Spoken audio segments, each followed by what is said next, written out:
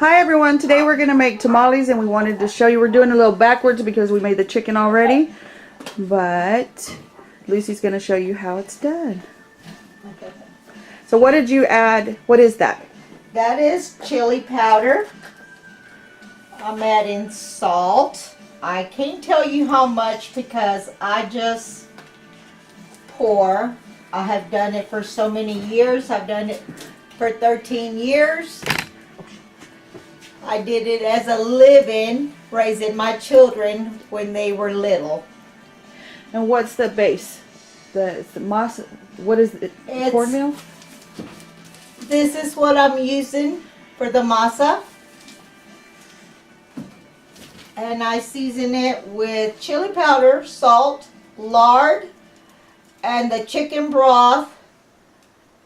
I'll put a little bit of garlic, a little bit of cominos, and of course some lard. Did I say lard already? That's all right.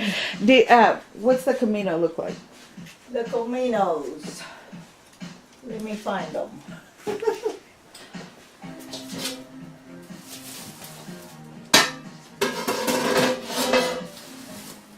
Also called cumin, C-U-M-I-N. Cominos.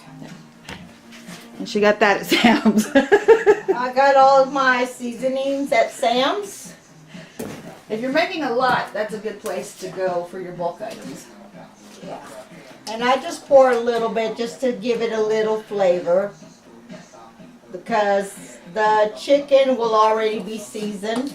And we're going to show you how you do the chicken when it's ready. We put it in the power cooker, but you can also boil it on the stove. And you can also use pork instead. It's up to you. Your preference. You can make it spicy or regular, depending on if you're selling them or giving them to family members. All of that. And we use, what, corn husks, right? Yes. To make the tamale, to add the masa and the meat mixture. Now what do you add to the chicken? Right now what she's doing is she's rewarming the chicken. Yes. And you'll add some of the chicken broth from that. And you're making the chicken broth already seasoned. Yes. As you're making the chicken, so it's not an extra step really. Yes. So what goes in the chicken? In the chicken, the same thing that I put into the masa, which is some water and cominos, garlic, and salt. You can add a little bit of chili powder just to give it flavor. So let's do a close-up so you can see. And I usually try to knead the lard into the masa a little bit. But when you pour your hot water in there, it'll melt into the masa. But I tried to knead some of it into it. Now, are you using water or are you going to use... Not yet. Or are you using the chicken broth? I'm using the chicken broth, but I will add water to the chicken broth. So it'll make enough so it'll have the flavor to it.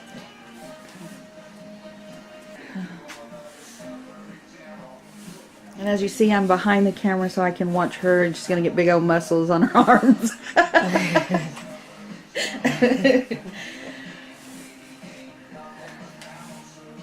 This is a really popular item for the holiday season, isn't it? It is. Now, a little background, what she's doing now is going to make, what are we making, 30 dozen? Around 30 dozen. That's a lot. It is. But this is how she took care of her kids, took care of her family. So we're getting back into it, and she's honored me with allowing me to be a part of it as well, to help take care of my kids now. So what do you suggest when somebody wants to do this? If you're, say, living on the East Coast and tamales are not something that you see regularly, but you think that there are people that would like it, where would they go to get the supplies? The chicken, obviously, you can go to any grocery store. But where do you suggest that they should go? Probably some Mexican store that they might have all these ingredients. In one spot. That would be great. Yes. Yeah, because they should have all these spices. Now, we keep saying masa. What is it exactly? What is masa? It's kind of like a cornmeal, but it's not a cornmeal. There's a difference. It's got to say that it's for the tamales. It's for like corn tortillas. There you go. And I'm reading it, and it says that it's gluten-free. Yes. So look at that. You can be all fancy. And if you've got people that like tamales but have a problem with gluten, there you go. And we're doing it with chicken because a lot of people do watch what they eat, even though this is made with lard, but it makes it a lot tastier and easier to put it on the corn hush. But the lard, in comparison to the whole big bowl, as you can see, look how huge that bowl is and how much he's using, is not that much. So what, a couple of hand scoops? Yes. So, you know, and you can, once you get the hang of making it, this is what I always suggest. Once you get the hang of making something the way that's normally done, then tweak it for your diet. But first learn how to make it so you know the consistency it's supposed to be, the texture, and the flavoring. And then play with it and find your substitutions and things like that. Alright, so she's adding some more spices. I'm adding more chili powder because you're going to want the right color to it. Looking at the color of it as you're mixing it. And then once you put the water, you'll really see the color of it, how it's supposed to be. And then of course the texture of it when you go to putting it on there. A lot of people use a knife or a spoon.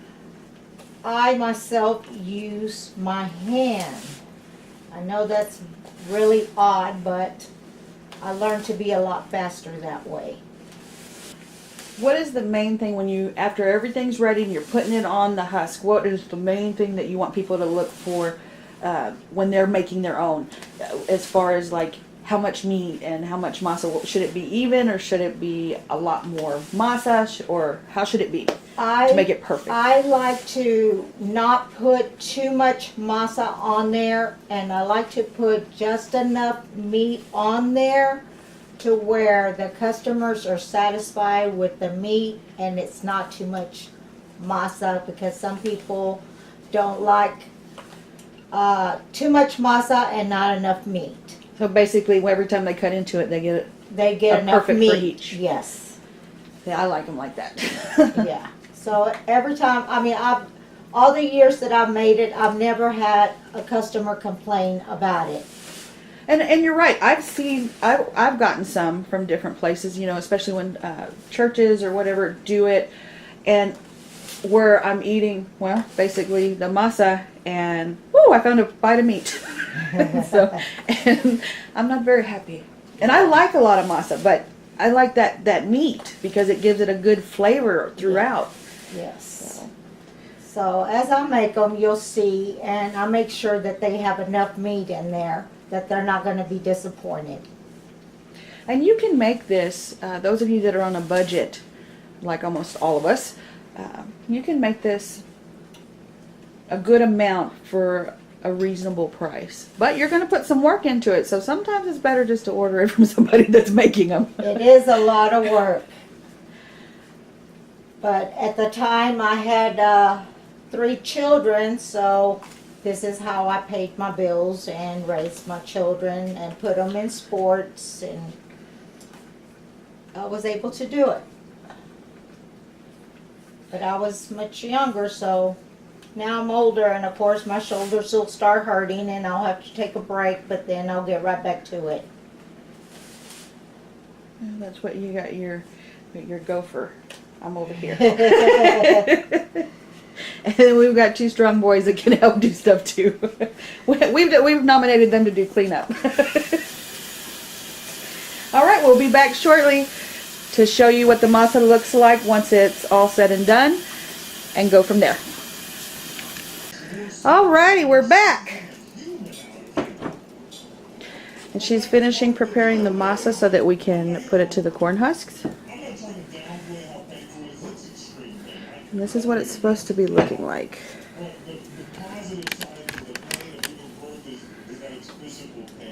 There we go. And chicken broth is pretty hot, so you got to be very careful. Now this one has the cayenne pepper. Yes. I just put a little bit just to give the masa a little spice to it. But you also put it in your chicken meat, depending on how spicy you want your tamales. All right, we've taken out the meat, and it's, what is it, leg quarters and drumsticks, or just leg quarters? Anyway, we took it all out, and we're going to let it cool enough to debone. And she added garlic, salt, chili powder, and cumin, C-U-M-I-N, while it was cooking. And then, of course, you'll add more as we go along. Alright, and here are the corn husks, and you have to soak them in hot water so that you can use them. And you have to make sure there's not any corn husk hairs, and pull those off. And right now she is adding the masa to it, and this is what the masa is supposed to look like. And you gotta make sure you tear them into about this size, so that way they'll be perfect size for tamales. And now I'm going to show them how to make one. Here we go. 1 second.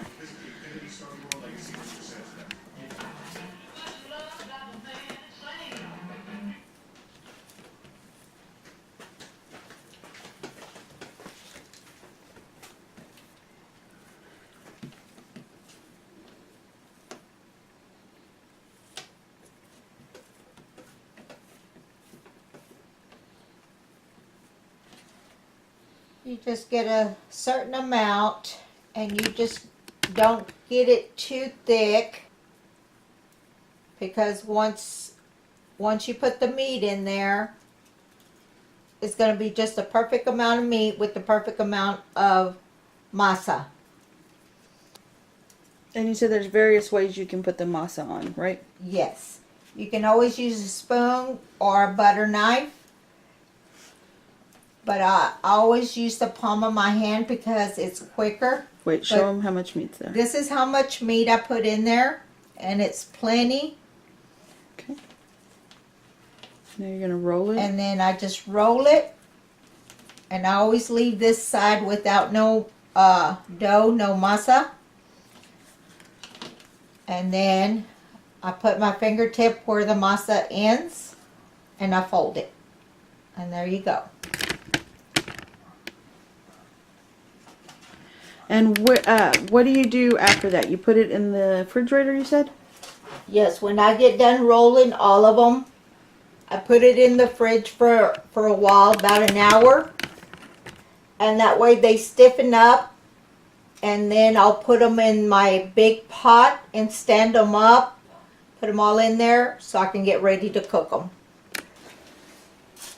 And remember to be careful when you're cooking anything. Yes, because they're very, very hot, and sometimes they got hot juices in them, and they can splatter on you.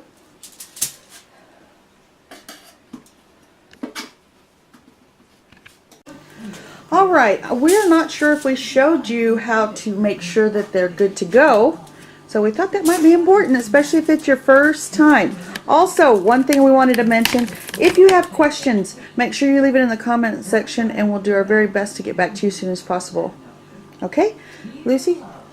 If you want to make sure if they're done, what you should do is open it up, and if it comes off of the corn husk, then you have cooked it proper. So this has come off, so it is completely cooked. Show her one more time. I got a close up now. Okay.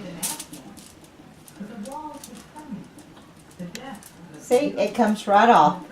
So it is completely cooked. There we go.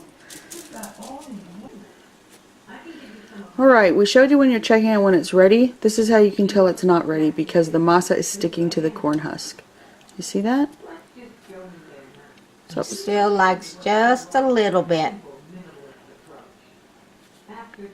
this is what she has found to be the best in masa. Go ahead.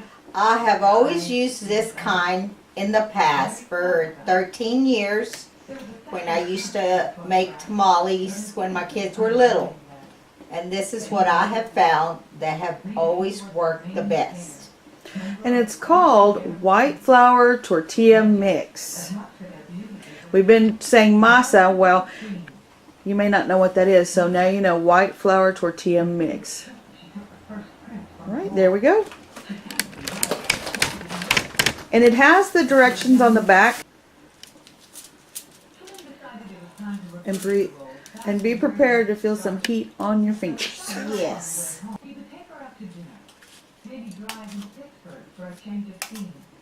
You see how she's stacking them? This is going to make it easier for her. All right, you see how this is stacked? It just makes it a little bit easier for you to work with it. And I'm going to show you. She had to step out and deliver an order, so hope you can see it. So you're going to take it, and we have it on the wrong side, but that's okay. It's not that big of a deal. I'm going to put it in the middle. And honestly, folks, whatever works for you, just be careful and don't burn the crap out of yourself. We've already done that for you. All right, lift it up. Bring it together. Feel like I'm doing a tutu tutorial. Fold it a little, and then keep folding. And what you're doing is you're making sure if there's any juice, it's not going to come out. This is why we're doing it like this instead of just simply folding it any which way. But again, it's going to be based on your preference. Okay, now take the ends, press them together, and do the same thing. Fold it one time, and then fold it up. So it's going to trap any juice from coming out on your customers or on your family members. Okay, let me show you one more time. Fold it and lift it up. And there you go. This is probably about 18 inches of good foil. And then if you've got spicy and regular, you can use a Sharpie or marker of any kind that'll stay, and mark it up here so you don't get confused. And that's all there is to it. We thank you so much for watching this video. Again, if you have any questions, feel free to leave them in the comment section, and we'll do our very best to get back to you as soon as possible. We know that this is the season for making comfort foods such as this, and if you get stuck, we're going to do our best to help you through it. Please subscribe and share, share, share. This is Deliciously Ugly, where it's always going to be delicious, but sometimes pretty. So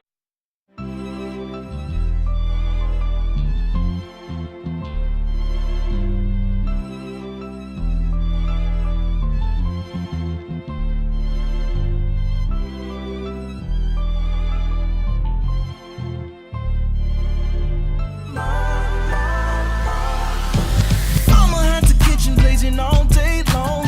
I was just a boy with my radio on. I was sitting on the porch when I heard my name. I ran back in the house and my mama gave me something sweet.